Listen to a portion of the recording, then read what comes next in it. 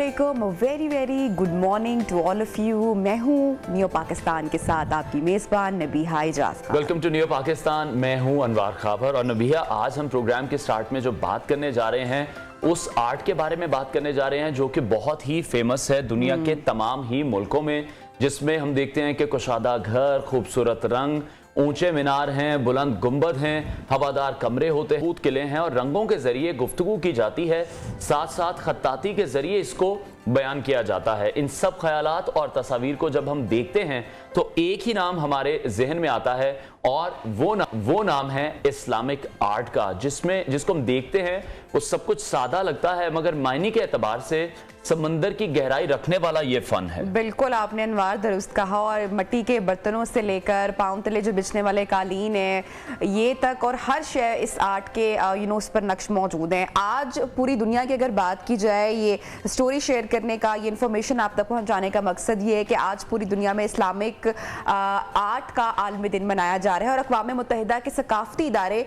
UNESCO के ज़ेर एहतमाम इस दिन को मनाने का मकसद इजहार राय की आज़ादी, सकाफती विरसे के तहफ़्फ़ुज़ और बैन सकाफती मुकालमे को फ़रोग़ देना है। बिल्कुल, इस्लामी फ़न की खूबसूरती ये है कि ये सिर्फ मजहब पर मरकूज नहीं है बल्कि ये महज़िब फ़न की तरह है। इस्लामी फ़न में आर्ट वर्क की मुख्तलिफ शक्लें हैं और 1400 बरस कबल जो आर्ट दुनिया के सामने पेश किया था, आज तक हम देख रहे हैं कि उसी को महफूज भी है और अक़वाम आलम जो है उसी फॉर्मेट पर चल रहे हैं, उसी अंदाज को इस्तेमाल किया जा रहा है। लेकिन अभी हम देख रहे हैं कि ज़रूरत इस अमर की है कि जो इस्लामिक आर्ट है इसको दौरे जदीद के तकाज़ों से भी मिक्स एंड मैच किया जाए और नौजवान इस फील्ड में खास तौर पर आगे बढ़ें और ये जो विरसा है इसके तहफ़्फ़ुज़ को भी यकीनी बनाया भी आ रही है। और जो हमारे नौजवान हैं दे आर टैलेंटेड, तो आए रोज हम कुछ ना कुछ एग्जीबिशंस भी देखते रहते हैं, इस हवाले से अपने आर्ट, अपने टैलेंट का भी मुजाहिरा करते रहते हैं। बहरहाल प्रोग्राम में अभी बढ़ेंगे टॉप स्टोरीज की जानिब और फिर कुछ बात करेंगे मुल्क की सियासी हलचल पर।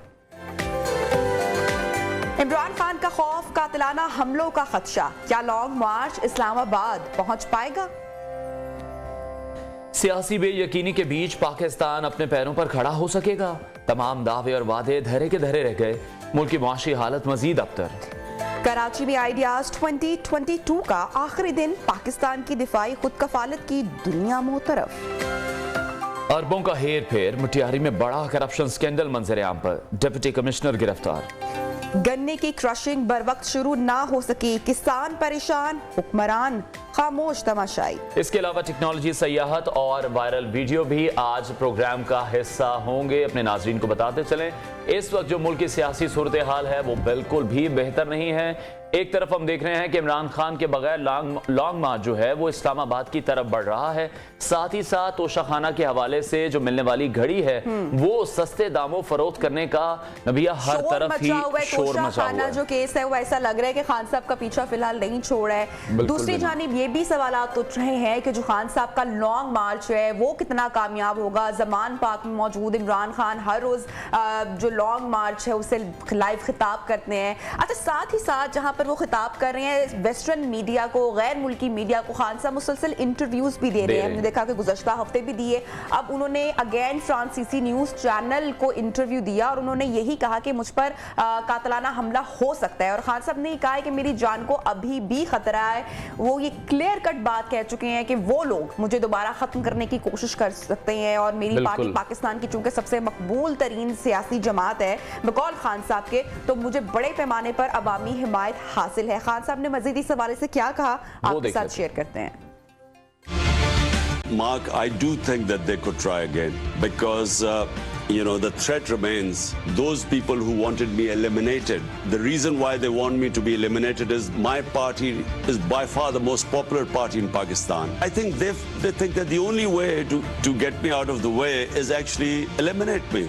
So I think that there is a threat. I should not, just because my government was toppled by the US, I should not let that get in the way of what is in the interest of people of Pakistan. And interest of people of Pakistan is to have good relationship with all countries, but especially the US, which is a superpower.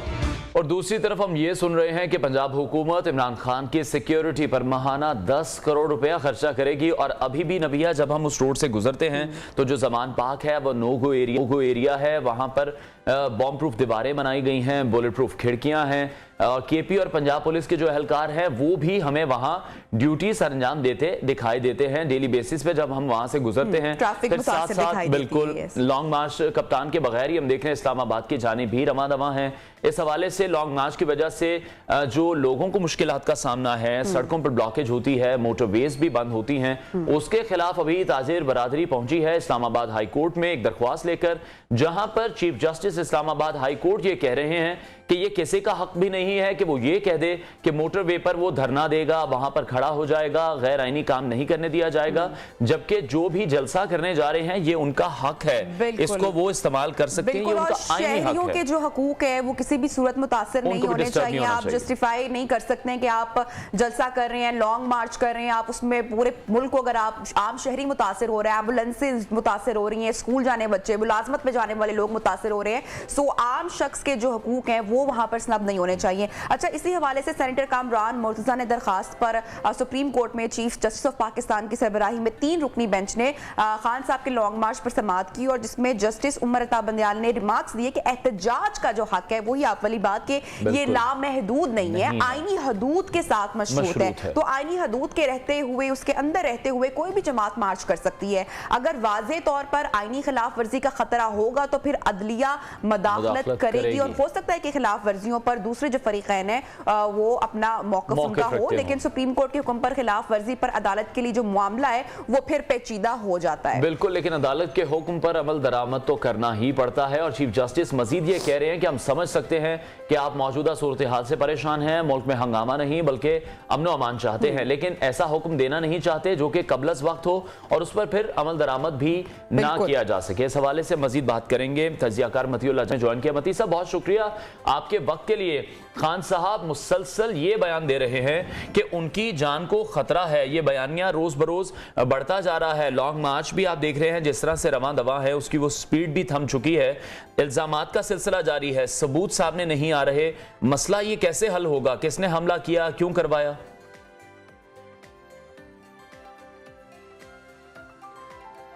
जी बहुत शुक्रिया। पहली बात तो यह है कि इमरान खान बतौर एक सियासतदान उन्होंने अब अपनी लॉन्ग मार्च के अंदर अदम शिरकत की एक वाज़ेह और ठोस वजह बता दी है और वो ये है कि उन पे कातलाना हमला हुआ है और उसके बाद अब अगर वो लॉन्ग मार्च के शुरुका के साथ इस्लामाबाद या रावलपिंडी नहीं आ रहे तो उसकी एक वजह यह है कि अभी भी उनकी जान को ख़तरा है।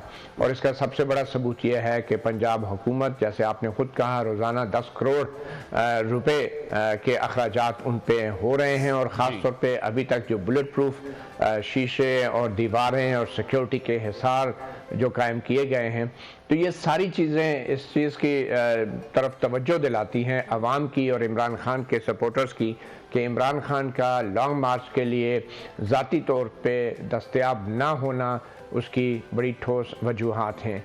तो ख़तरा तो जान को तमाम सियासतदानों को रहा है, मगर मैं ये समझता हूँ कि इमरान खान जिस पाए के सियासतदान हैं उनके लिए सबसे बड़ा सियासी अलमिया ये है कि वो अब बराह रास्त पब्लिक रैलीज़ में नहीं आ पा रहे और ये बहुत बड़ा चैलेंज है। आप इसको खुशकिस्मती कहें उनकी या बदकिस्मती कहें कि सियासी तौर पे अब वो लोगों के साथ बराह रास्त जब रास्ते में नहीं रहेंगे तो फिर उनको कोई ना कोई ऐसी ठोस वजूहात ज़रूर बताना पड़ेंगी। और फिर हम देख रहे हैं कि जो पंजाब हुकूमत है, चीफ मिनिस्टर परवेज़ इलाही, वो उनकी सिक्योरिटी के लिए तो तमाम इंतज़ामात कर रहे हैं, मगर इसके साथ वो इस पोजीशन में नहीं है कि उनके ऊपर जो इतना बड़ा कातलाना हमला हुआ उसकी FIR कटवा सकें। और उसकी वजूहात परवेज़ इलाही जो हैं वो वाज़े तौर पे नहीं दे रहे। सिर्फ यही बात हमें मालूम हो रही है, वो कहते हैं कि सिक्योरिटी के इदारों पे इल्जामात जो हैं, पाकिस्तान तहरीक इंसाफ खान साहब जितनी भी क़यादत है पाकिस्तान तहरीक इंसाफ की, वो एज अ विक्टिम भी इसको एज अ प्ले कार्ड भी यूज़ कर रहे हैं। वो कहा ये जा रहा है कि पंजाब में पाकिस्तान तहरीक इंसाफ की हुकूमत होते हुए, गवर्नमेंट होते हुए भी FIR का दर्ज ना होना, ये तो बड़ी ज्यादती की बात है।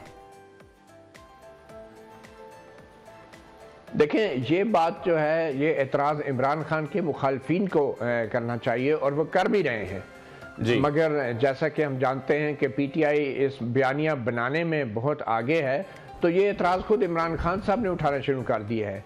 तो खान साहब को मैं समझता हूँ ये सवाल तो अपने आप से करना चाहिए कि वो ऐसे एक चीफ मिनिस्टर को सपोर्ट क्यों कर रहे हैं कि जो उनके ऊपर होने वाले कातलाना हमले पर भी FIR काटने को तैयार नहीं है, उनकी मर्जी की FIR काटने को तैयार नहीं है। तो इससे पहले कि खान साहब से लोग पूछें कि आप किस किस्म के सियासतदान हैं, किस किस्म के साबिक वज़ीर आज़म हैं, किस किस्म के इत्तेहादी हैं पंजाब के अंदर, कि आपके कहने पे भी FIR नहीं काट रही, तो इमरान खान साहब ने खुद ही लोगों को कहना शुरू कर दिया है कि देखें मेरे जैसे बंदे की भी FIR नहीं काट रही। मगर मैं जो बात ये करना चाह रहा हूँ कि सबसे बड़ा चैलेंज इस वक्त इमरान खान के लिए ये है कि वो लोगों के साथ राब्ते में रहें। इससे पहले साबिक वज़ीर आज़म बेनज़ीर भुट्टो पे साने कारसाज में हमला हुआ 18 अक्टूबर को, और उसके बाद आप देखें कि उसके बाद एक महीने बाद ही जो है उन पे हमला होता है और फिर वो शहीद हो जाती हैं, मगर अवाम से राब्ता उन्होंने नहीं छोड़ा था। खान साहब का थोड़ा सा ये मामला है कि उन्होंने बजाय इसके कि वह अवाम से राब्ता रखते, उन्होंने अपने घर, अपनी रिहाइश गाह के इर्द गिर्द भी अब जो है बुलेट प्रूफ इंतजाम कर रखे हैं, और वो बिल्कुल महदूद होके रह गए हैं, जो मैं समझता हूँ उनके लिए बहुत बड़ा चैलेंज है, और उसका जवाब वो ये दे रहे हैं कि मेरी जान को अभी भी खतरा है। और बिल्कुल, लेकिन मती साहब ये बताइएगा,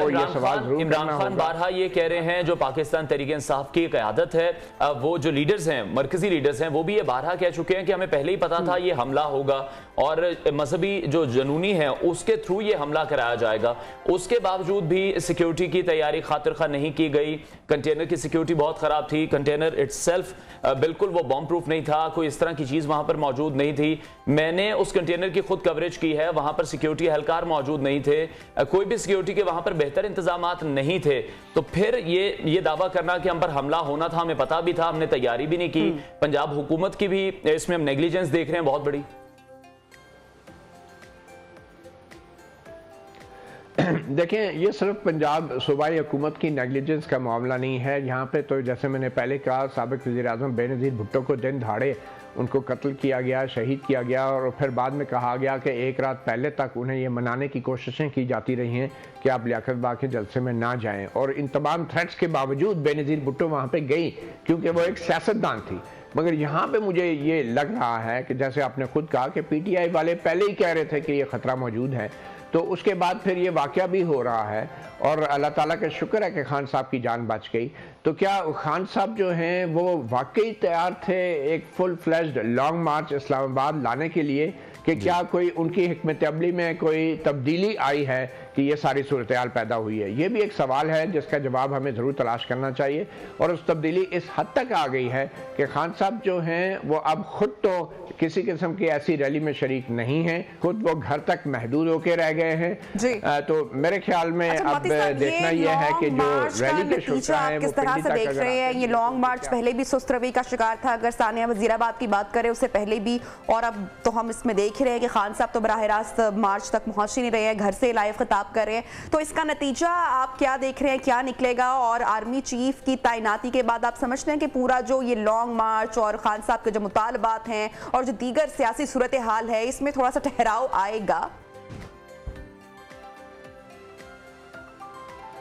जी बिल्कुल, मेरे ख्याल में खान साहब ने हमेशा से हर मामले पे पहले दबाव बढ़ाया है, और जब उनकी बात नहीं मानी गई तो उन्होंने रिट्रीट किया है, वो पसपा हुए हैं, और वो उसको सियासी हिकमत अमली भी कहते हैं, वो उसको यू टर्न भी कहते हैं, और कहते हैं यू टर्न तो एक बड़ा लीडर लेता ही है। तो अब की बार भी जब आर्मी चीफ के नाम की अगर अनाउंसमेंट हो जाती है, आज भी हो जाए, कल भी हो जाए, तो मैं नहीं समझता उसके बाद लॉन्ग मार्च की कोई अहमियत रहेगी। और खान साहब खुद भी अलल ऐलान तस्लीम करेंगे इस नई तैनाती को, और उसको खुशाइन करार देंगे, और इस उम्मीद के साथ वो ये वापस लौट जाएंगे कि अब जो है इलेक्शन की तारीख के हवाले से कोई ना कोई पेशरफ्त ज़रूर होगी, और वो ये तासुर ज़रूर देंगे कि हमें नई इस्टेब्लिशमेंट की तरफ से कोई यकीन दहानी कराई गई है। तो ठीक है मती साहब, ये बताएगा इस तरह के कोई आसार आपको नजर आ रही हैं कि अदालत इमरान खान का लॉन्ग मार्च रुकवा सकती है? मेरे ख्याल में इमरान खान साहब खुद ही लॉन्ग मार्च को इस हद तक नहीं लेके जाएंगे कि जहां पे अदालत को मुदाखलत करनी पड़े। अदालत के सब कुछ जो अभी तक हो रहा है सुप्रीम कोर्ट में या हाई कोर्ट में, ये जिसको कहते हैं हिफ्ज़ मुतक़द्दम के तौर पे पहले से केस को ज़ेर इल्तवा कर लिया उन्होंने, ताकि बाद में खान साहब को ये शिकायत ना हो कि आधी रात को अचानक अदालतें खुल गई और सिर्फ हमें रोकने के लिए और हमारे खिलाफ फैसले सुनाने के लिए। तो अभी से ये मामला जो है मेच्योर किया जा रहा है कि अगर ज़रूरत पड़ी तो अदालत मामूल की समाअत के दौरान भी ऐसे अहकाम जारी कर सकती है कि जिसके बाद इस्लामाबाद में रेड जोन के तहफ़्फ़ुज़ को यकीनी बनाया जा सके या अमन व अमान को यकीनी बनाया जा सके, लोगों की जान और माल की हिफाजत भी की जा सके। तो ये अदालत भी आप देख रहे होंगे कि जिस तरह से इंटरनेशनल मीडिया पर इमरान खान साहब आजकल इंटरव्यू दे रहे हैं, धड़ाधड़ इंटरव्यू उनके चल रहे हैं और इस तरह से बात कर रहे हैं जैसे किसी दुश्मन मुल्क के खिलाफ या दुश्मन मुल्क के बारे में बात की जाती है। आजकल वो सिलसिला भी उरूज पर है। उन इंटरव्यूज को किस तरह से देखते हैं, ये रविश ठीक है? देखें, जो इंटरनेशनल मीडिया है आपको मालूम है वो उनका एक अपना एजेंडा होता है और जैसे हमारे नेशनल मीडिया का एजेंडा होता है और राइटफुली सो। तो इसलिए वो सवाल भी ऐसे करते हैं कि जिससे खान साहब जो है वही बात करें कि जो इंटरनेशनल मीडिया की ज़रूरत होती है। मेरे ख्याल में इमरान खान साहब को इस बात का ख्याल रखना चाहिए कि वो जो बात भी कर रहे हैं उससे उनके अपने मुल्क की मुश्किलात में इजाफा ना हो बल्कि उसमें कमी हो। उनको इस वक्त जैसा कि कल नुसरत जावेद साहब ने बड़े भरबला अंदाज में और पुरजोर अंदाज में कहा था कि इमरान खान साहब जिस पोजीशन में हैं उनको तो सैलाब के मुतासरीन के मुतल्लक भी बात करनी चाहिए और इंटरनेशनल कम्युनिटी से अपील करनी चाहिए कि पाकिस्तान में जो इस वक्त सैलाब की सूरत हाल है, जो उससे करोड़ों अफराद मुतासर हुए हैं, उनके लिए इंटरनेशनल कम्युनिटी जो है मदद करे। तो इमरान खान साहब ये करने की बजाय वो उल्टा पाकिस्तान के जो इदारे हैं और पाकिस्तान की जो हुकूमत है उनकी साख को इस हद तक ख़राब कर रहे हैं कि सैलाब के मुतासरीन के लिए जो बैरूनी इमदाद मिलनी है उसमें भी बड़े पैमाने पर कमी हमें देखने को मिल रही है। तो इस हवाले से कल भी मैंने जैसे कहा था कि लगता है कि इमरान खान जो है किसी भारतीय टेलीविजन चैनल के एंकर के तौर पर वो बिहेव कर रहे हैं और किसी पाकिस्तान के साबिक वज़ीर आज़म के तौर पे बिहेव नहीं कर रहे। ठीक, अच्छा मती साहब, अब जो इतलात सामने आ रही हैं अहम तैनाती के हवाले से 19 और 20 की तारीख के बारे में चर्चा की जा रही है, मजीद आप डिले देख रहे हैं या आपको लग रहा है कि इन्हीं तारीखों पर ये तैनाती हो जाएगी, या फिर शहबाज शरीफ, अभी हम तमाम लोगों को मालूम है कि कोरोना में कोविड से मुतासिर है, या उनकी रिकवरी के बाद ही आप तैनाती होती हुई देख रहे हैं? देखें, दुनिया में जो हुकूमतें हैं वो किसी वबा के बायस उनके काम रुक नहीं जाते और वज़ीर आज़म शहबाज शरीफ को आज या कल में अहम फैसले करने हैं। ये बहुत क्रूशल एक मोमेंट है। पाकिस्तान का निज़ाम, पाकिस्तान की सिविल और मिलिट्री क़यादत इस वक्त फ्री फॉल पोजीशन में है। जैसे वो जहाज़ से छलांग नहीं लगाते जो पैराशूटर्स होते हैं, तो वो पैराशूट नहीं खोलते, वो फ्री फॉल करते हैं, उसको एंजॉय करते हैं। लेकिन एक वक्त के बाद वो इंजॉयमेंट के बाद अगर वो टाइम पे पैराशूट नहीं खोलेंगे तो फिर हमारे निज़ाम की भी और हमारी सियासी और अस्करी क़यादत की जो ज़िंदगी है वो भी खतरे में पड़ सकती है। तो मेरे ख्याल में वक्त आ गया है शहबाज शरीफ साहब को और हमारी क़यादत को कि वो अपना अपना पैराशूट खोलें। अच्छा मती साहब, मियां मोहम्मद नवाज शरीफ की वतन वापसी के हवाले से आप क्या कहेंगे? कब तक तवक्को की जा सकती है? फिर याहम तैनाती के हवाले से भी अब तारीख सामने आ चुकी है। क्या तोशाखाना केस, खान साहब उसमें उलझे हुए हैं, उसमें हर रोज़ नए नए इंकशाफात हो रहे हैं। अब तो क्या पॉलिटिकल हैपनिंग आपको लगता है कि आने वाले में कुछ स्टेबिलिटी हम देख पाएंगे? जी बिल्कुल, मेरे ख्याल में आइडियली और अल्टीमेटली यही होगा कि खान साहब जो हैं उनको सियासी तौर पे मसलत से काम लेना होगा, सब्र तहम्मुल का मुजाहरा करना होगा और नए आर्मी चीफ की तैनाती के बाद ऐसे कानूनी और आइनी तरीके से जो है नवाज शरीफ जो साबिक वज़ीर आज़म हैं उनकी वापसी होनी चाहिए और उनको अदालतों के ज़रिए ही अपने लिए इंसाफ लेना चाहिए। इमरान खान को बहरहाल इंतज़ार करना होगा उस मुनासिब वक्त के लिए कि जब इलेक्शंस होंगे। वो ऑलरेडी पॉपुलर लीडर हैं और उनके पास इसके सिवा कोई चारा नहीं है कि वो इंतज़ार करें, साबिक वज़ीर आज़म को वापस आने दें, पाकिस्तान की अदालतों को आज़ादाना तौर पर अपने फैसले करने दें। उनको ये नहीं भूलना चाहिए कि जो कुछ 2018 के इंतखाबात में हुआ या उससे पहले हुआ और जिस तरह हमारी अदालतें और दूसरे इदारे इस्तेमाल हुए, कम से कम अब इमरान खान को जो है इस तरह के हालात पैदा नहीं करने चाहिए कि जिसमें वो किसी को न्यूट्रल का ताना मार सकें या किसी को इस बात का इल्ज़ाम दे सकें कि वो उनकी जान लेने के दर पे हैं। ठीक है, बहुत शुक्रिया तजियाकार मतीउल्लाह जान हमारे साथ इन कॉन्वर्सेशन थे, और उनका भी यही कहना था कि जो अहम तैनाती है वो अपने मुकर्रर वक्त पर ज़रूर होनी चाहिए। साथ ही साथ जो साबिक वज़ीर आज़म हैं नवाज शरीफ, उन्हें भी वतन वापस आना चाहिए, अदालतों से अपने केसेस क्लियर करवा कर इस मुल्क के लिए कुछ करना चाहिए। शहबाज शरीफ भी जिस तरह से अभी कोविड से मुतासर हैं, और ये अहम डिसीजन जो भी पेंडिंग है जिसका यही बताया जा रहा है कि 18-19 नवंबर को ही ये डिसाइड किया जाएगा। साथ ही साथ जो खान साहब की सियासत, जो उनका तर्ज अमल है, उसमें भी यकीनी तौर पर बेहतरी आनी चाहिए। इंटरनेशनल मीडिया पर इस तरह की बातचीत नहीं करनी चाहिए।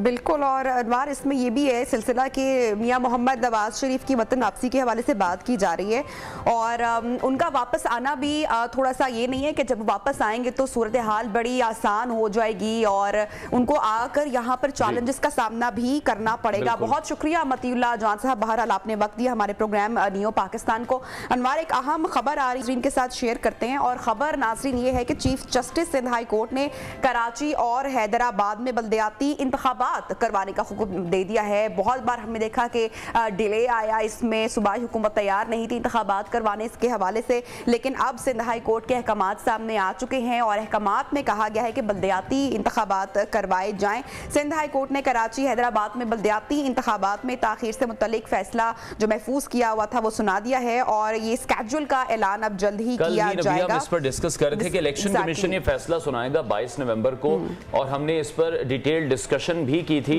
जुनेद शाह इस वक्त हमारे साथ मौजूद हैं। जुनेद, बताएगा अदालती कार्रवाई से मुतालिक अदालत की जानिब से क्या रिमार्क्स दिए गए हैं, क्योंकि इलेक्शन कमीशन ये फैसला करने जा रहा था 22 नवंबर को, अब अदालत का हुक्म पहले ही सामने आ गया है, कब तक इस पर इंप्लीमेंट हो सकेगा?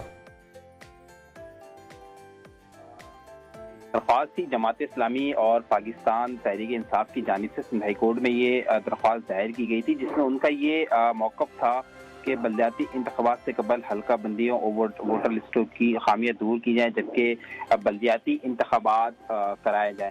इस दरख्वास्त पर गुज़िश्ता रोज़ सिंध हाई कोर्ट की जानिब से फैसला महफूज किया गया था, और आज इन दरख्वास्तों पर अदालत ने फैसला सुना दिया है। सिंध हाई कोर्ट ने ये हुक्म दिया है कि इलेक्शन करवाने का हुक्म दिया जाए, जबकि अदालत ने दरख्वास्तें मंजूर कर ली हैं। इलेक्शन कमीशन को ये हुक्म दिया है कि बल्दियाती इंतखाबात के शेड्यूल का फौरी तौर पर ऐलान करें, जबकि सिंध हुकूमत इलेक्शन कमीशन को नफरीस फराहम करे ताकि वो मुकर्ररा वक्त तक इलेक्शन करवा सके। जबकि अदालत ने सिंध हुकूमत आईजी सिंध को भी अहकाम दिए हैं कि सिक्योरिटी के मुकम्मल इंतजामात करवाए जाएं ताकि बर वक्त इलेक्शन हो सके। ये अभी फैसला जारी हुआ है, ताहम तहरीरी फैसला जारी होना भी बाकी है। जी ठीक है, बहुत शुक्रिया जुनेद शाह, अदालती कार्रवाई के हवाले से हमें अपडेट कर रहे थे। हुक्म जारी कर दिया गया है सिंध हाई कोर्ट की जानिब से, कराची और हैदराबाद में बल्दियाती इलेक्शन जल्द से जल्द कराए जाए। बिल्कुल, इसके साथ ही बढ़ेंगे प्रोग्राम में ब्रेक की जानिब, और ब्रेक के बाद आपको ज्वाइन करते हैं। स्टे विद अस।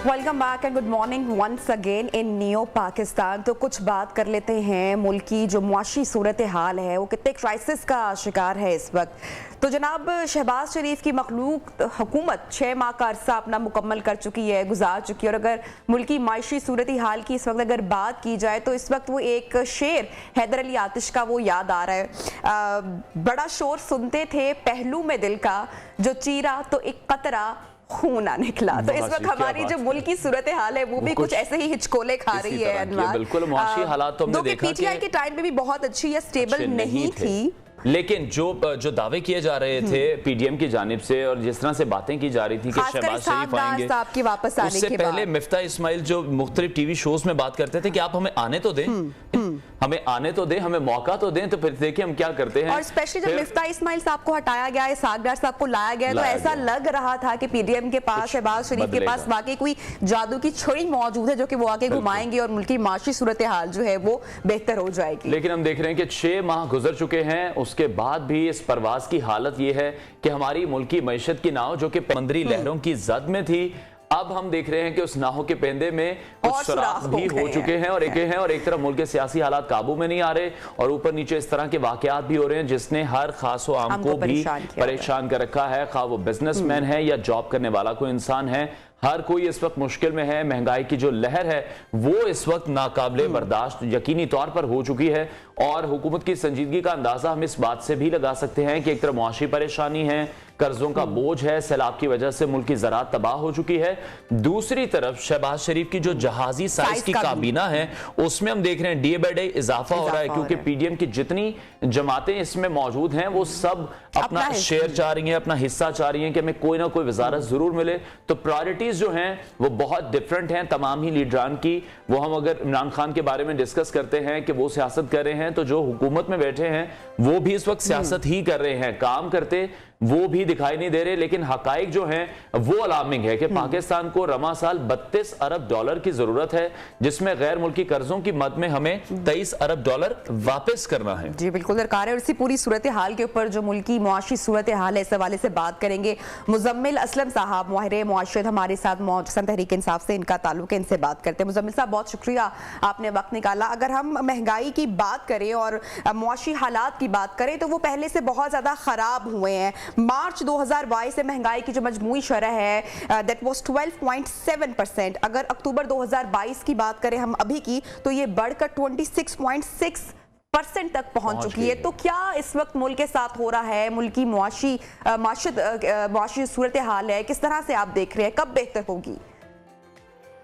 देखिए बात यह है कि हमारी जो इस वक्त महंगाई की जो आप शरह बात कर रही हैं ये तो हुकूमत के आदादो शुमार है और ये हुकूमत के आदादो शुमार भी हमने देखा कि अगस्त तक ये बता रहे थे कि 45% महंगाई है।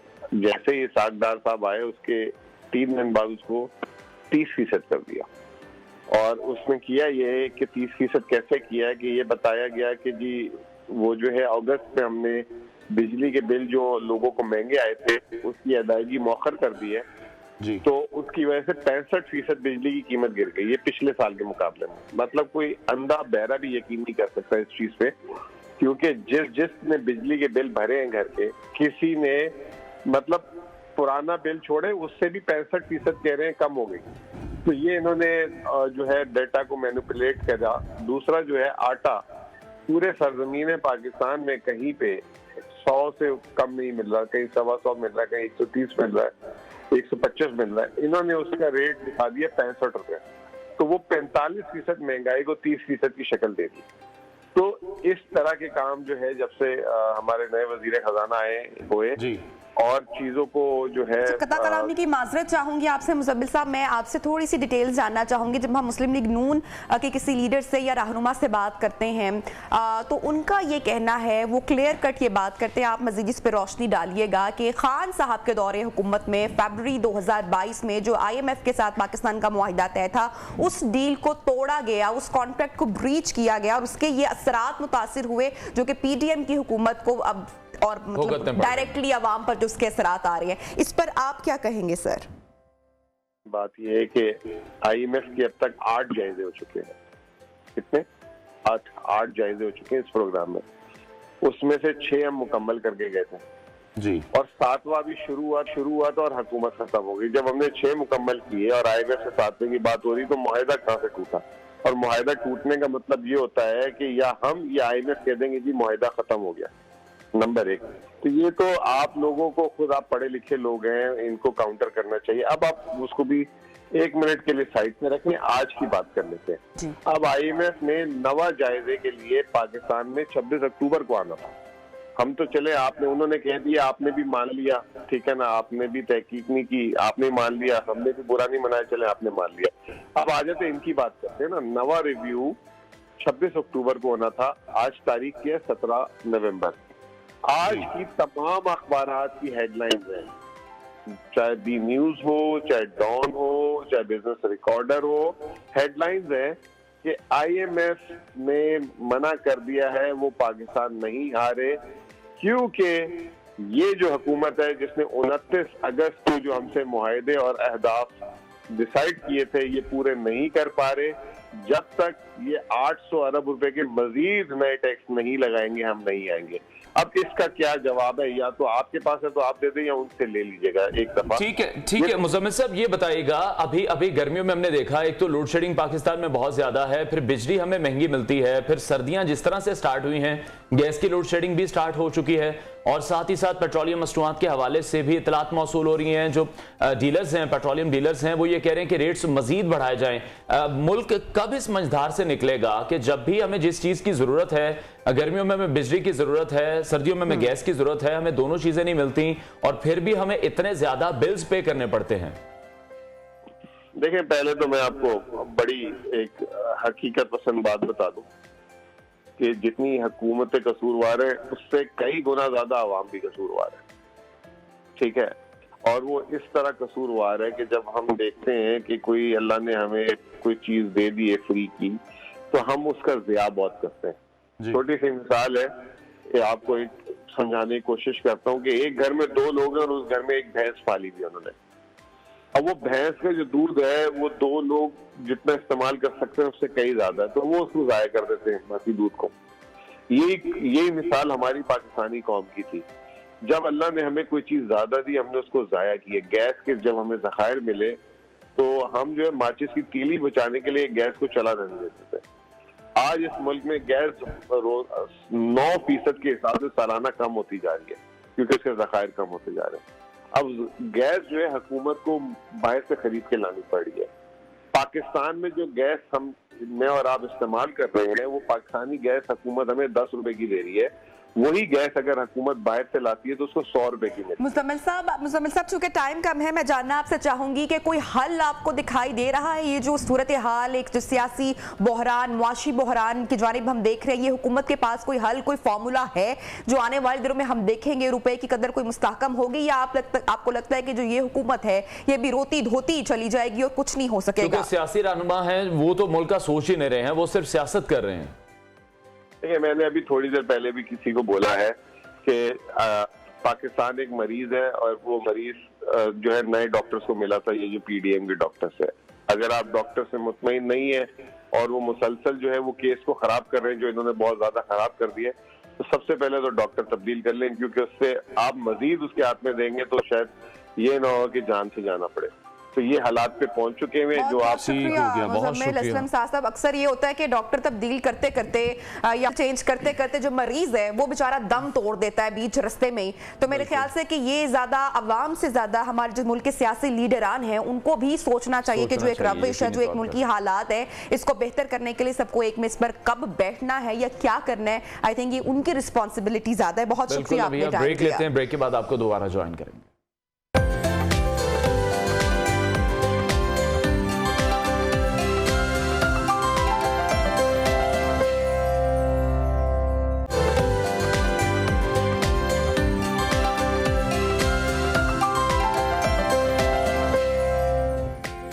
Welcome back to new Pakistan और अब बात करेंगे दिफाई नुमाइश आइडियाज 2022 की, जिसका मौजू इस बार अमन के लिए हथियार है। और वजीर आजम शहबाज शरीफ की जानिब से इस हवाले से ट्वीट भी की गई थी जिसमें उन्होंने ये दुरुस्त निशानदेही की कि ये नुमाइश आलमी दिफाई मार्केट में पाकिस्तान की तेज रफ्तार जो पेशरफ्त है उसको उजागर कर रही है। और ये दिफाई नुमाइश पाकिस्तान की ना सिर्फ दिफाई खुद कफालत की हकीकी मिसाल भी है, बल्कि अब हम पाकिस्तान में बनाया गया असलहा भी दूसरे ममालिक को फरोख्त करें, विच इज़ वेरी गुड। बिल्कुल, और इसी नुमाइश के हवाले से बात करेंगे और अपडेट्स भी लेंगे, आप तक पहुंचाएंगे। खुर्शीद रहमानी ने हमें ज्वाइन किया है। खुर्शीद, अस्सलाम वालेकुम, बताइएगा ज़रा नुमाइश से मुतालिक पहले इसके 3 दिन कैसे रहे और अब इस वक्त आप कहाँ पर हैं?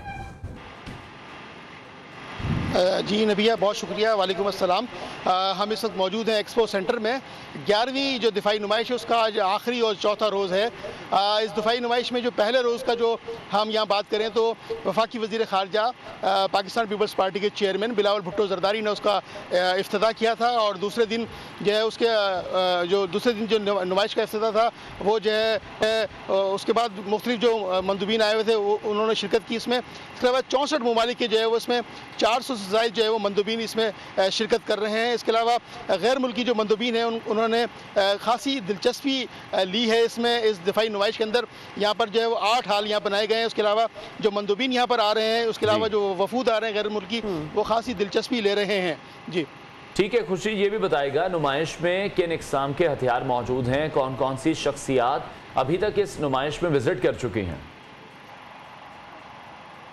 जी इसमें मेरे अकब में आप देख सकते हैं ये अल-जर्रार टैंक यहाँ पर मौजूद है सामने। उसके बराबर में जो है वो APCs, हैवी APCs जो है यहाँ पर खड़ी की गई हैं। उसके सामने जो है उसके बिल्कुल बराबर में जो दोबारा 2-3 APCs हैं वो बहुत जदीद तरीके से, जदीद हथियारों से वो लेस हैं। उसके अलावा अल-खालिद टैंक भी यहाँ मौजूद है। उसके अलावा army chief general Qamar Javed Bajwa ने इस दिफाई नुमाइश का दौरा किया। उसके अलावा वज़ीर आला सिंध ने इस दिफाई नुमाइश का दौरा किया, गवर्नर सिंध ने नुमाइश का दौरा किया। और इसमें यहाँ मैं आपको एक बात बताऊँ कि कश्मीर के हवाले से एक मुकम्मल जो है वो मार्की बनाई गई है। तुर्किया की जो दिफाई नुमाइश के लिए उन्होंने 2 हाल जो है उसको मुख्तस किया है। इसके अलावा यहाँ पर ऐसे ड्रोन्स बनाए गए हैं। इसके अलावा वेपन की यहाँ पर जो है वो जदीद हथियार जो है वो उसको नुमाइश के लिए पेश किया गया है। खुर्शीद, किन ममालिक ने इस नुमाइश में अपना असलहा पेश किया है, डिस्प्ले किया है? पार्टिसिपेंट कौन कौन सी कंट्रीज रही? जी 64 ममालिक के यहाँ पर लोगों ने जो यहाँ पर शिरकत की है। उसके अलावा ऑस्ट्रिया है, तुर्की है और रोमानिया है, ये फ्रांस है। इसके अलावा ये जो ममालिक हैं इन्होंने पहली मरतबा इस दिफाई नुमाइश में शिरकत की है। जी ठीक है, ये भी बताएगा पाकिस्तानी में हम देख रहे हैं इस बात बहुत सी वैरायटी है जो दिफाई चीज़ें हैं, उसमें दूसरे मुल्कों से भी हमें ऑर्डर मिल रहे हैं, उसकी डिटेल्स शेयर कीजिएगा। अनवार, इसमें जो दूसरे ममालिक से लोग आकर जो वफूद आ रहे हैं, जो दिफाई साजो सामान में दिलचस्पी लेते हैं, उन्होंने खासी दिलचस्पी का इजहार किया है। हैदर टैंक यहाँ पर जो है मुतारिफ कराया गया है, जिसका जो तोप खाना है वो 3 किलोमीटर जो है इफेक्टिव रेंज की सलाहियत रखता है। उसके अलावा एयरक्राफ्ट गन उसके अंदर मौजूद है, एंटी मिसाइल उसके अंदर चीज़ें मौजूद हैं। उसके अलावा जदीद सेटेलाइट सिस्टम उसमें मुतारिफ कराया गया है। उसके अंदर खासी दिलचस्पी ले रहे हैं जो हैदर टैंक है। वो हमने देखा कि वहाँ पर जो गैर मुल्की जो मंदूबीन है वो वहाँ पर खासा देर तक वहाँ रुके और उन्होंने दिलचस्पी का इजहार किया और उसकी सलाहियत और उसकी कारकर्दगी पर जो है वो इत्मीनान का इजहार किया है। इसके अलावा नेशनल यूनिवर्सिटी के तालिब इल्मों ने यहाँ पर एक स्टॉल लगाया जिसमें उन्होंने वेंटिलेटर, एक जदीद वेंटिलेटर यहाँ पर मुतारिफ करवाया जो कि सेफ एंड सिक्योर भी है और 2 मरीजों पर उसका तजर्बा भी किया गया है। उसके अलावा सॉल्वर जो रिमोट कंट्रोल है डिजिटल, उन्होंने वो भी बनाया है। उससे जो असलहा है उसको डिजिटल तौर पर जो है वो कंट्रोल किया जा सकता है, उसकी स्पेसिफिकेशन देखी जा सकती है और ये सारी चीज़ें जो हैं वो। उसके अलावा पाकिस्तान ऑर्डिनेंस फैक्ट्री के यहाँ पर जो है वो अबाबील ड्रोन्स जो है वो मुतारिफ करवाए गए हैं। इसके अलावा सजील जो है वो टेक्नोलॉजी मुतारिफ करवाई गई है। उसके अलावा राइफल्स की नई जो टेक्निक जो उसकी रेंज है वो मुतारिफ करवाई है। पाकिस्तान ऑर्डिनेंस फैक्ट्री ने नई रेंज मुतारिफ करवाई है। तकरीब के हवाले से बताएगा किस किस की आमद यहाँ पर मुतवक्के की जा रही है? जी आज आखिरी रोज़ है और जो शहर की मुअज़्ज़िज़ीन शख्सियात हैं वो इस दिफाई नुमाइश में शिरकत करेंगी और अभी जो वफूद हैं वो आना शुरू हो गए हैं और तालिब इल्मों की एक बड़ी तादाद है जो यहाँ पर हमें बाहर नज़र आई वो और उन्होंने खासी दिलचस्पी ली है इस दिफाई नुमाइश के अंदर शिरकत करने के लिए और एक तवील कतार है तालिब इल्मों की जो हमें नज़र आई और वो इस दिफाई नुमाइश के अंदर आ रहे हैं और तलबा और तालिबात बहुत दिलचस्पी का इजहार कर रहे हैं। जी ठीक है, बहुत शुक्रिया खुर्शीद रहमानी, नुमाइंदा न्यू न्यूज़ हमें अपडेट कर रहे थे इस दफ़ाई नुमाइश से मुताल्लिक और उन्होंने ये बताया कि बहुत ज़्यादा ली जा रही है। जो भी लोग यहाँ पर आए हैं दूसरे ममालिक से और पाकिस्तान को ऑर्डर्स भी मिल रहे हैं इस हवाले से। बिल्कुल अनवार, आगे प्रोग्राम में बढ़ते हैं और एक बड़ा स्कैंडल मंजरे आम पर आया है सखर हैदराबाद मोटरवे के तामीराती काम के हवाले से जो करप्शन हुई है उसकी डिटेल्स भी आपके साथ शेयर करेंगे।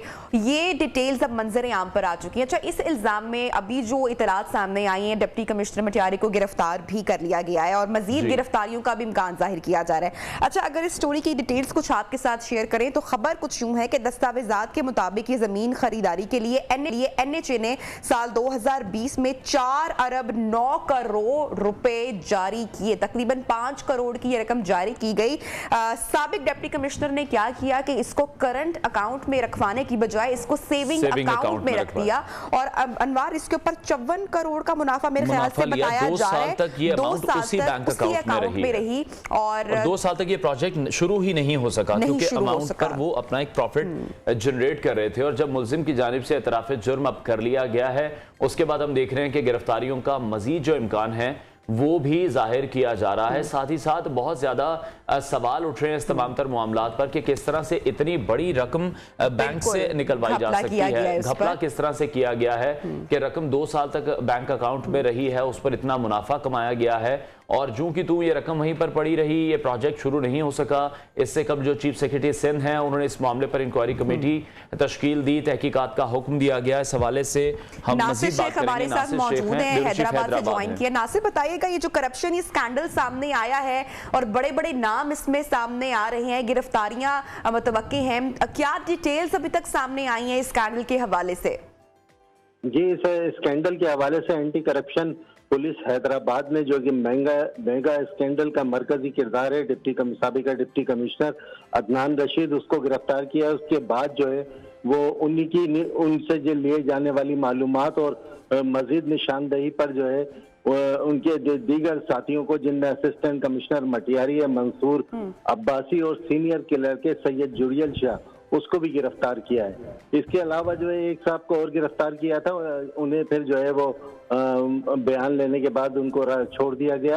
इनको जो है जो साबिका डिप्टी कमिश्नर हैं उनको जो है वो हैदराबाद की एंटी करप्शन की अदालत में पेश करके इनका 3 रोज का जो है वो जिस्मानी रिमांड ले लिया गया है और उनसे मजीद मालूमात की जा रही है। ये स्कैंडल जो है वो बहुत बड़ा स्कैंडल है और मतलब इतना बड़ा, इतने छोटे इलाकों में इतनी बड़ी रकम का स्कैंडल पहली मर्तबा जो है वो मंजर आम पर आया है।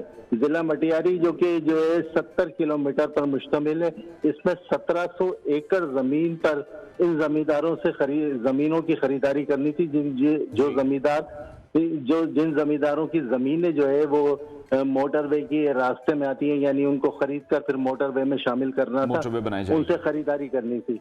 लेकिन जो है वो इस खरीदारी में बड़े पैमाने पर करप्शन की गई और इसकी जो है वो रकम भी खुर्द-बुर्द की गई। इसके साथ जो है वो जो जमींदार हैं उनकी बेशतर, उनमें वो जमींदार हैं जिनकी बंजर जमीन है लेकिन उन्हें बागात जाहिर किया गया, उनको जो है वो कमर्शियल जमीन जाहिर किया गया और उनकी जो है वो रकम जो कि किराए चेकों में अदा की जानी थी, उनकी बजाय उनको जो है वो ओपन चेकों में रकम दी गई। इसके हवाले से जो है जो साबिका डिप्टी कमिश्नर अदनान रशीद जिन्हें गिरफ्तार किया गया है, उन्होंने अपना एक मंजूर नजर जो है नासिर, अदनान रशीद की गिरफ्तारी अभी हो चुकी है। इस करप्शन स्कैंडल के हवाले से सिंध हुकूमत का कोई मौकिफ अभी तक सामने आया है? छोटा स्कैंडल नहीं है ये। जी, सिंध हुकूमत का तो ये हुआ है कि यहाँ जो सूबाई वजीर रेवेन्यू है मखदूम महबूब जमा, उन्होंने जो है वो वजीर आला सिंध को और चीफ सेक्रेटरी को लेटर लिखा था। उसके बाद जो है इनकी इंक्वायरी और उस पर ये कार्रवाई हुई। लेकिन एक बात गौरतलब ये है कि जो जिला मटियारी जो है, जो उसी जिले में जो है वो सूबाई वजीर रहते हैं, वो उन्हीं का जिला है। और सूबाई वजीर यहाँ सिंध के अंदर ये सूरत हाल होती है कि जो वजीर या MP MNA इतने इन्फ्लुएंशियल होते हैं कि वो अपनी मर्जी की इंतजामिया लगाते हैं। ये सब जो है वो पूरा मजीद इन्वेस्टिगेट किया जा रहा है, कोई अहम नाम जो कि सामने आ रहे हो और एंटी करप्शन के अलावा नैब भी इस सिलसिले में एक्टिव दिखाई दे रहा है? नहीं, अभी तो एंटी करप्शन तक ये केस गया है, फिर इसको देखा जाएगा कि अगर ये हुआ तो नेब में मुंतकिल कर दिया जाएगा, क्योंकि केस जो है वो बहुत बड़ी रकम का केस है। इसलिए अभी तक फिलहाल तो एंटी करप्शन ने जो है वो रिमांड लिया है। रिमांड लेने के कितने का घपला हुआ है? हमारे जो नाजरीन इस वक्त देख रहे हैं, सुन रहे हैं, आपको जरा उनकी आगाही के लिए एक बार दोबारा बताइएगा। अभी तक जो है वो 1 अरब 82 करोड़ रुपए तक के जो है ना वो घपले की सूरत हाल सामने आई है। लेकिन अभी मजीद जो है वो देखना ये है कि ये जो 3 रोजा रिमांड है इसमें और क्या सूरत हाल बनती है और इसमें क्या नई मालूमात होती है। और सबसे ज्यादा बेनिफिशियरी कौन लग रहा है आपको? इतना बड़ा ये घपला हुआ है, जो बेनिफिशियरीज में से किसके नाम सामने आ रहे हैं? बेनिफिशियरी तो ये जो है वो पूरा एक गिरोह महसूस होता है, क्योंकि एक आदमी या 2 आदमी मिलकर इतना बड़ा करप्शन कर नहीं सकते। इसमें बहुत ऊपर तक के लोग मुलविस हैं। और ये डिप्टी कमिश्नर जो है वो आप अंदाजा इस बात से लगाएं कि जब इस चीज के अंदर मुलविस है तो यहीं पर जो है वो सैलाब भी आया, अभी सईदाबाद में और मटियारी में सैलाब भी आया, तो वहाँ उनकी भी रकमों में जो है ना खुर्द-बुर्द हुई होगी और इससे आगे पीछे और भी बहुत सारी रकमों में खुर्द-बुर्द की जाती रही होगी। इसको तो बहुत बड़े पैमाने पर तहकीकात करने की जरूरत है।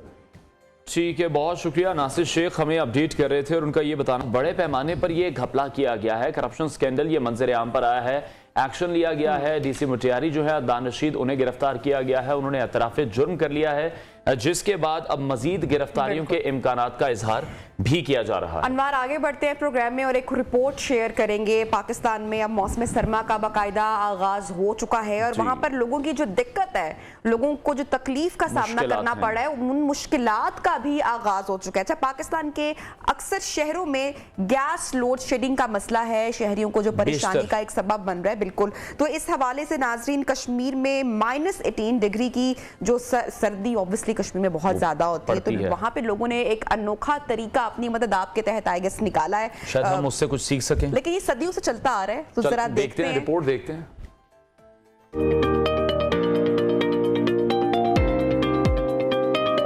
बर्फपोश वादियां और आसमान से मुसलसल बरसते बर्फ के गोले, जब झीलें जम जाती हैं, जब नीलम और जेहलम का पानी मुंजमद हो जाता है, जब परिंदे हिजरत कर जाते हैं, सवाल ये है कि ऐसे में कश्मीर के लोग वादी में कैसे रहते हैं। कश्मीरियों को मौसम की इस सख्ती से बचा कर रखती है फेरन, इसके अंदर मौजूद कांगड़ी और कांगड़ी में धकते कोयले। अब सवाल पैदा होता है कि फेरन और कांगड़ी क्या होते हैं। फेरन कश्मीरियों का ऊन से बना एक रिवायती चुगा होता है। मर्द हो या औरत, बुजुर्ग हो या बच्चे, सभी मौसम खज़ा के आगाज से ही फेरन पहन लेते हैं। सर्दी में इजाफे के साथ ही मिट्टी के बर्तन और बैत की टहनियों से बनी देसी अंगेठी कांगड़ी भी नमूदार हो जाती है। कांगड़ी बैत की नरम टहनियों से बनी हुई एक मखसूस टोकरी होती है, जिसमें इसी साइज की पकी मिट्टी की अंगेठी डाली जाती है और इस अंगेठी में धकते कोयले डाले जाते हैं जो गर्मी फराहम करते हैं। धकते कोयलों से भरी ये कांगड़ी सदियों से कश्मीरियों का शदीद सर्दी के खिलाफ मकबूल तरीन दिफा है। गरीब लोग है वो ये लेके सोता है,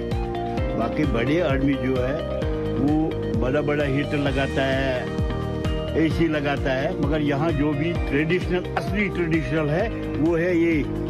अभी नया नया निकल गया तो ये भूल गए आप बड़े बड़े लोग। गरीबों के पास अभी भी है ये कांगड़ी, इसके बगैर आप नहीं देगा। ये देखिए, अब हम ऐसा ही पकड़ेगा तो दोनों हाथ हम अंदर ले जाएगा, दोनों हाथ से गर्मी रहेगा। यूं तो आजाद कश्मीर में वादिये नीलम और हवेली कहोटा में, जबकि मकबूजा कश्मीर की पूरी वादी में कांगड़ी इस्तेमाल होती है, लेकिन मकबूजा कश्मीर के कस्बे चरार शरीफ की कांगड़ी सबसे ज्यादा पसंद की जाती है। कश्मीरी कांगड़ी और फेरन -10 डिग्री सेंटीग्रेड पर कश्मीरियों को हशाश बशाश रखती है और इसी की वजह से वो घंटों मौसम की सख्तियां बर्दाश्त कर पाते हैं। कांगड़ी का इस्तेमाल कश्मीर ही की हद तक महफूज तस्वुर किया जा सकता है, क्योंकि इसका इस्तेमाल सदियों से इनके जीन्स में रच चुका है।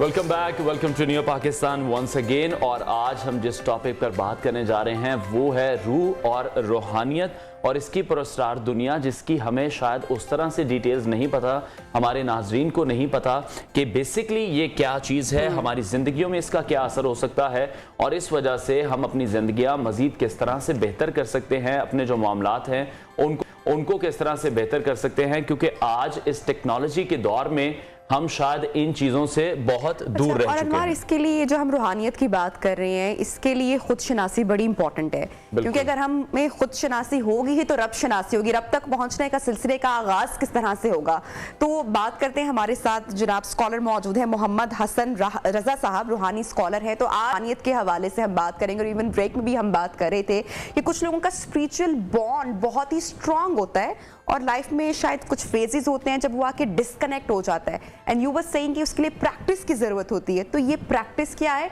और ये बॉन्ड जिनका नहीं है, हम इसको कैसे बना सकते हैं या मजबूत कर सकते हैं? जी बहुत शुक्रिया, मैं बेहद मशकूर हूँ आज आपने अपने प्रोग्राम में मुझे मदऊ किया। जहाँ तक मैं अपने तजर्बात और मुशाहिदात से, मेरा 27 साल एक स्पिरिचुअल एक प्रैक्टिस की सूरत में मेरा वक्त गुजरा है और जो भी मैं अपने व्यूवर्स को रूहानियत के सूरत में जो भी बात करूंगा वो मेरे तजर्बात और मुशाहिदात पर मबनी होगी। जी। सबसे पहले तो मैं आपको ये बताता चलूं कि जितने भी मावराई, गैर मरई, गैर मादी या माबादल तबई मेटाफिज़िक्स जो हकायक हैं वो रूहानियत पर मबनी होते हैं, इनविजिबल होते हैं लेकिन स्पिरिचुअल फोर्सेस की सूरत में चलते हैं।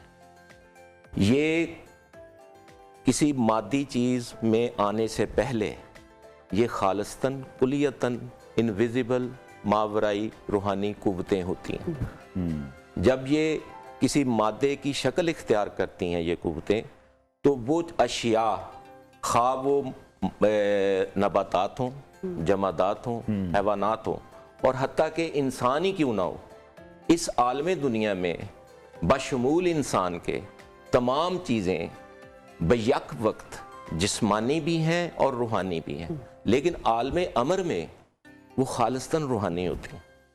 अब यहाँ पर जी जिस तरह की आप इस्तिलाहात यूज़ करें यकीनी तौर पर वो बहुत मुश्किल है आम आदमी के लिए, उसको अगर हम मज़ीद आसान अल्फाज में हम बता सकें, जिस तरह से रूहानियत जो है क्या वाकई एक पुरस्कार दुनिया है, आम आदमी के लिए एक नोगो एरिया है, हम उसके बारे में शायद उस तरह से नहीं जान पा रहे। जी बिल्कुल, आपका बड़ा अहम सवाल है ये। एक्चुअली हर इल्म के सीखने के कुछ पैरामीटर्स होते हैं, कुछ तकाजे होते हैं जी। और आपको पता है कि कुछ अलूम अलामती होते हैं, उनको अलामात से, उनकी निशानियों से, उनके महसूसात से उनको समझा जाता है। जैसा कि आज से कुछ सदियां पहले ये जो साइकोलॉजी है ये सब्जेक्ट नहीं था जी। ठीक है जी। अब ये सब्जेक्ट कैसे मार्ज़ वजूद में आया, और इसी तरह आप दूसरे सब्जेक्ट्स की तरफ चले जाएं। जैसे जैसे आप प्री मैच्योर सोसाइटीज़ में जाते हैं तो जितने आज हमारी तरफ सब्जेक्ट बन चुके हैं, उनकी फैकल्टीज़ बन चुकी हैं, अदारे बन चुके हैं, यूनिवर्सिटीज़ बन चुके हैं। अब आपको मैं यहाँ पर थोड़ा सा पस मंज़र बताता चलूँ कि आपने किसी भी सब्जेक्ट में अगर तालीम हासिल करनी है तो उस तालीम के साथ जब तक आप सीखने के साथ उसकी प्रैक्टिस नहीं होगी, डिमॉन्स्ट्रेशन नहीं होगी तो तब तक तो इंसान कोई भी। जो रूहानियत का हम सिलसिला भी आप जिक्र कर रहे हैं, हम बात कर रहे हैं, ये सीखा तो नहीं जाएगा, ये तो गॉड गिफ्टेड होगा, इसको हम पॉलिश कर सकते हैं, इसको हम बेहतर कर सकते हैं, या इसको सीखना पड़ेगा? बिल्कुल, आपका भी सवाल बहुत अहम है और मैं बड़े सादा तरीके से अपने व्यूवर्स को और आपको बताना चाहूँगा कि हर इल्म का ताल्लुक सीखने से है और हर इल्म खालिक की तरफ से एक पैदाइशी गिफ्ट होता है जी।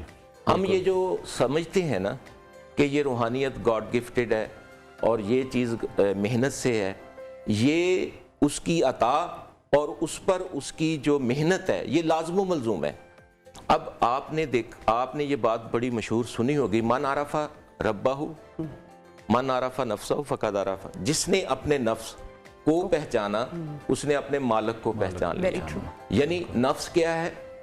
नफ्स बुनियादी तौर पर इंसानी नफ्स जो है ख्वाहिशात और डिज़ायर्स का मंबा, ओरिजिन है, जहां पर आपकी ख्वाहिशात नफ्स हमारा, अगर आप हाँ जी नहीं बुनियादी तौर पर जो नफ्स, चाहे नफ्स की कोई भी हालत हो, वो ख्वाहिशात और डिजायर्स का, विशेस और डिजायर्स का एक ओरिजिन है जी। अब मसला ये है यहाँ पर, जब तक आप अपनी सेल्फ डिटर्मिनेशन, सेल्फ एग्जामिनेशन, अपनी हदूदों को यूद को नहीं समझेंगे, जैसे आप यहाँ पर बैठे हैं एक परफॉर्मेंस दे रहे हैं, ये आपके अंदर गॉड गिफ्टेड थी लेकिन साथ आपने मेहनत की जी। आपके अंदर जो पैदाइशी रूहानी कुव्वतें आपके अंदर थीं, वो कुव्वतें इस स्किल में ले आई आपको नहीं पता। आप मुझे बताएं जहनों में आने वाले ख्याल कहाँ से आते हैं?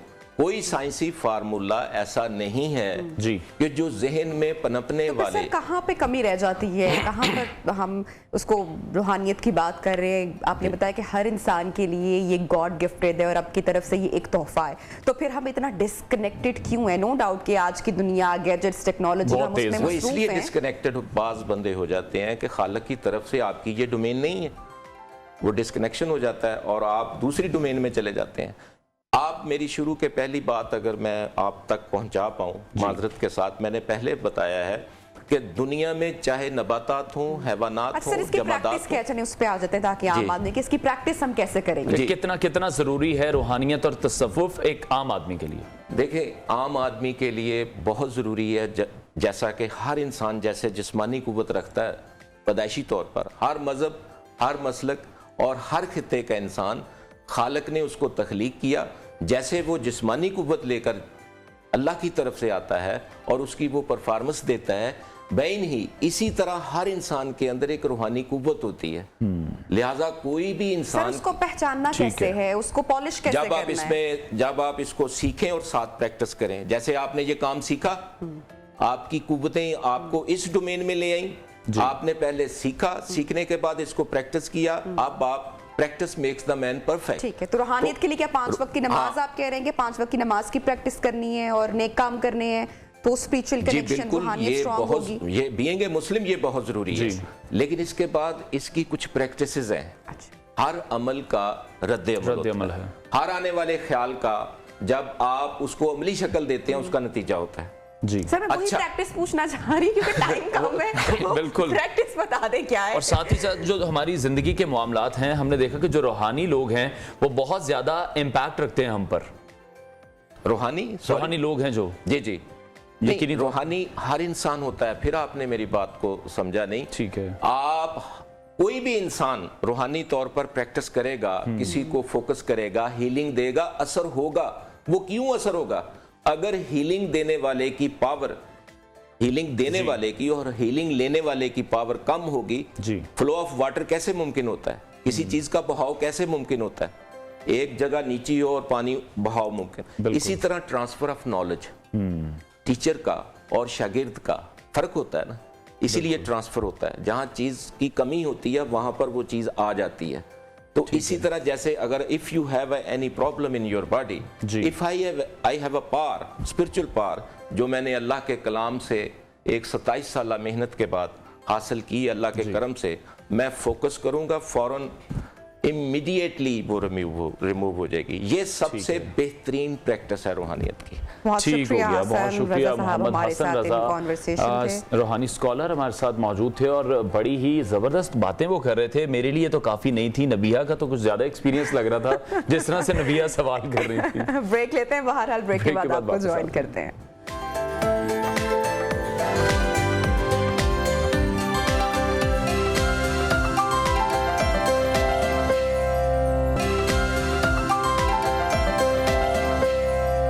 गन्ना जो है हमारा तैयार है और वो जो है ना खड़ा खुश्क हो रहा है। अभी तक जो है क्रैशिंग का सीजन शुरू नहीं किया गवर्नमेंट ने, जिसकी वजह से हमें बहुत परेशानी हो रही है।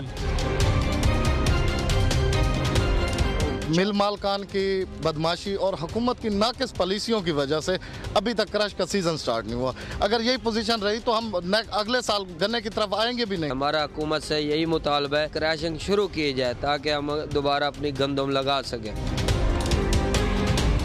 वेलकम बैक नाजरीन। तो ये सूरत हाल आपने देखी, किसान क्या इस मुल्क के कह रहे हैं। यकीनी तौर पर आप समझ चुके होंगे कि अगला सेगमेंट भी हमारा इसी हवाले से है, जहां पर हमारी जो ज़राअत है उसका एक बड़ा हिस्सा जो है वो इस वक्त मुश्किलात का सामना, किसानों को मुश्किलात का सामना करना पड़ रहा है। 10 नवंबर की अगर बात की जाए तो हमारी वो डेट होती है जब अच्छी अच्छी खबरें हमें मौसूल होती हैं, सामने आती है। लेकिन चूंकि सैलाब ने इतना ज़्यादा मुतासर किया है ना सिर्फ पंजाब को, सिंध को, पाकिस्तान के बेशतर हिस्सों को, कि इस बार हमें इस बहुत नुकसान का भी सामना करना बिल्कुल। मुल्क भर में हम देख रहे हैं कि गंदम बुआई का सीजन शुरू हो चुका है और माहिरीन का ये बताना है कि 10 नवंबर से जो गंदम की काश्त है वो बेहतर नताइज देती है। लेकिन अभी यहाँ पर ये सूरत हाल है कि सैलाब के पानी की वजह से बहुत ज्यादा मुश्किलात हैं। साथ ही साथ गन्ने की कटाई और क्रशिंग का जो अमल है वो शुरू नहीं किया जा सका सिंध हुकूमत की जानिब से भी, जिसकी वजह से किसानों को बहुत ज्यादा मुश्किलात फेस करनी पड़ी। हमने अभी आपको किसानों की गुफ्तगू भी सुनवाई थी और यही सूरत हाल इस वक्त पंजाब में है। हम रुख करेंगे अपने रिपोर्टर्स का। फैसलाबाद से ब्यूरो चीफ हैं शाहिद अली, उन्होंने मैं ज्वाइन किया है। मुजफ्फरगढ़ से फरहान हाशमी हमें मजीद बताएंगे। शाहिद, आपसे जानना चाहेंगे, अभी तक गन्ने की कटाई, गन्ने की क्रशिंग क्यों स्टार्ट नहीं हुई? क्योंकि मुकर्रर वक्त है गंदम की काश्त का, वो काफी डिले होता दिखाई दे रहा है।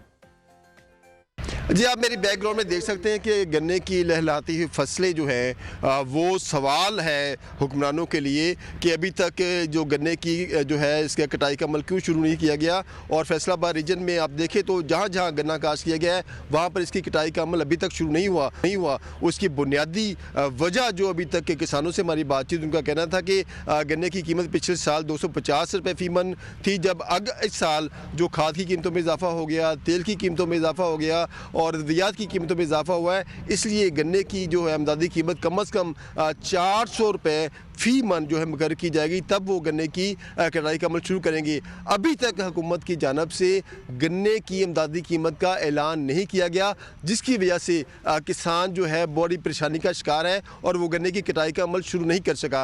और दूसरी तरफ मिल मालकान का अगर मौक़िफ़ जाने तो वो ये कहते हैं कि हम 20 से 25 रुपये फ़ी मन जो है गन्ने की कीमत में इजाफा कर सकते हैं। पिछले साल 250 रुपये थी, तो इस साल 275 या 280 रुपये फ़ी मन गन्ने की कीमत हम दे सकते हैं। शाहिद, गन्ने की बरवक्त कटाई और गंदम की बरवक्त काश्त ना होने की वजह से कौन कौन से मसाइल जन्म ले सकते हैं? इससे जो मसाइल पैदा हो रहे हैं, मसाइल बड़े खौफनाक हैं। जो है ऑर्डिनेंस के तहत 1 नवंबर तक इसकी कटाई का अमल शुरू हो जाना चाहिए था और उसके बाद जो है गंदम की बुआई का अमल शुरू होना था। अभी तक जो है गन्ने की कटाई का अमल शुरू नहीं हुआ और इसके बाद 30 नवंबर के बाद जितनी भी जो गंदम की पैदावार के हवाले से बीज बोया जाएगा, उसकी फ़ी एकड़ पैदावार कम होगी। कम से कम जितनी ज़मीन पर गन्ना काश्त किया गया है, इसकी 20 से 25% जो अराजी है इस पे गंदम की काश्त की जानी है। और जब तक ये अगर गंदम की काश्त जो है प्रॉपर वक्त पर ना की गई, जो कि नहीं की जा सकती, इस वक्त तक गन्ने की जो कटाई का अमल ख़त्म हो जाना चाहिए था। और अब जो है गन्ने कटाई के बाद गंदम की बुआई का अमल भी शुरू हो जाना चाहिए था। अगर जैसे जैसे ये वक्त गुजरता जाएगा, जो गंदम की जो है फ़ी मन पैदावार जो है इंतहाई कम होती जाएगी। और दूसरी तरफ सैलाब आया, उसकी वजह से बहुत सारा एरिया मुतासर हुआ, बहुत सारी गन्ने की फसलें तबाह हो गई। वहाँ पर भी गंदम की बुआई का अमल अभी तक शुरू नहीं हो सका। और इसके साथ साथ जैसे जैसे ये मामला देर होती जाएगी, जैसे जैसे ये मामला इल्तवा का शिकार होता जाएगा, हमें एक बड़े जो गंदम के बहरान का सामना करना पड़ेगा। और शायद ये भी मुमकिन है कि हमें बड़े पैमाने पर गंदम बाहर से मंगवानी पड़ जाए, क्योंकि अब वो वक्त जो है गुजर चुका है, जिसका प्रॉपर जो वक्त है गंदम की बुआई का, वो वक्त गुजरता जा रहा है। और इससे फ़ी मन पैदावार जो है 5 से 7 एकड़ इकदाम नहीं किए गए तो गंदम का बहरान भी हो सकता है। ब्यूरो चीफ फैसलाबाद शाहिद अली हमें अपडेट कर रहे थे। मुजफ्फरगढ़ से फरहान हाशमी ने हमें ज्वाइन किया है। फरहान, आपसे ये जानना चाहेंगे कि जो क्रशिंग सीजन है वो भी स्टार्ट क्यों नहीं हो रहा? अवाम इसका जिम्मेदार किसको समझते हैं? हाँ जी नबिया, क्योंकि मुजफ्फरगढ़ के ज़िले में 3 शुगर मिल्स हैं, लेकिन अब तक जो क्रशिंग का सीज़न है वो शुरू नहीं हो सका, क्रशिंग शुरू नहीं हो सकी। जब हमारी बात इंतज़ामिया के से हुई है तो इंतज़ामिया के ज़राए का ये कहना है कि 25 नवंबर तक जो है क्रशिंग शुरू कर दी जाएगी, लेकिन इसके बरक्स जब हमारी बात काश्तकारों से हुई है, किसानों से हुई है, तो उनका ये कहना है कि मिल इंतज़ामिया की जानिब से 21 नवंबर को जो है क्रशिंग शुरू करने का एक नोटिस तो लगाया गया था, लेकिन ताहाल जो है क्रशिंग शुरू नहीं हो सकी। जबकि हमारे 25 नवंबर भी उन्हें नहीं लगता कि क्रशिंग शुरू हो सकेगी। और उसकी बड़ी वजह वो यही बताते हैं कि गन्ने की फसल को जिस कदर वो लेट ये काटेंगे तो मिल मालकान उनसे उस कदर उतनी कम रेट पर। अच्छा फरहान, यहाँ पर जो शुगर मिल मालकान हैं उनका भी मुतालबा सामने आया है। वो ये कहते हैं कि उन्हें चीनी दरामद करने की इजाजत दी जाए, उसके बाद ही वो किसानों से गन्ना खरीदेंगे। तो ये जो हुकूमती पॉलिसीज है इसमें हम देख रहे हैं कि जो आम किसान है वो मुतासिर हो रहा है कि जो मिल मालकान की तरफ से हुकूमत से मुतालबा किया जा रहा है कि उनको चीनी को दरामद करने के लिए जो है इजाज़त दी जाए, लेकिन ये हुकूमत का और जो है मिल मालकान का आपस में एक मामला है, जिसके बायस जो है काश्तकार वो इंतहाई जो है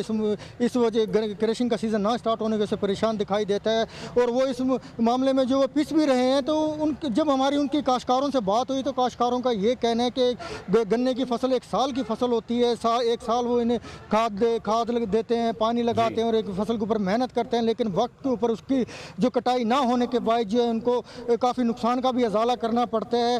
तो हुकूमत और इनके मिल मालकान के ये आपसी मामला हैं जिसके बाद जो है काश्तकार जो है वो पिस रहा है, क्योंकि अगर वक्त के ऊपर अगर गन्ने की फसल को अगर ना काटा गया तो दीगर गंदम की फसल है या सूरजमुखी की फसल है वो वक्त पर काश्त नहीं होगी और जिसके बायस उन्हें वो औसत नहीं मिल सकेगी। बहुत शुक्रिया। मुजफ्फरगढ़ से फरहान हाशमी हमें अपडेट कर रहे थे और वो भी यही बता रहे थे कि अगर गंदम की जो काश्त है बर वक्त नहीं होती तो बहुत बड़ा बहरान जन्म ले सकता है, जिसके बाद फिर हमें गंदम दरामद करना पड़ सकती है, जो कि पाकिस्तान के लिए बड़ी अनफॉर्चुनेट सिचुएशन होगी। खैर ये खबर सुनकर आप भी परेशान हो गए होंगे, लेकिन आपकी परेशानी को दूर करने के लिए, जरा स्ट्रेस को कम करने के लिए हमने आपके लिए एक जरा लाइट स्टोरी, एक वायरल वीडियो भी तलाशी हुई है, ढूंढी हुई है, जिसको देख के आप खूब इंजॉय करेंगे। तो अनवार देखते हैं। बिल्कुल जी, ये कुत्ता है जिसका डांस आजकल सोशल मीडिया पर बहुत ज्यादा वायरल हो रहा है, जिस तरह से वो स्टेप्स मैच कर रहा है। नबिया देखिए पहले तो मुझे ये बताएं मेरी टीम के पेट लवर कौन है हमारी टीम में, क्योंकि कभी तोता होता है, कभी बिल्ली होती है, डेली बेसिस पे। तो आई थिंक के पेट लवर हमारी टीम में। बहरहाल ये वीडियो काफी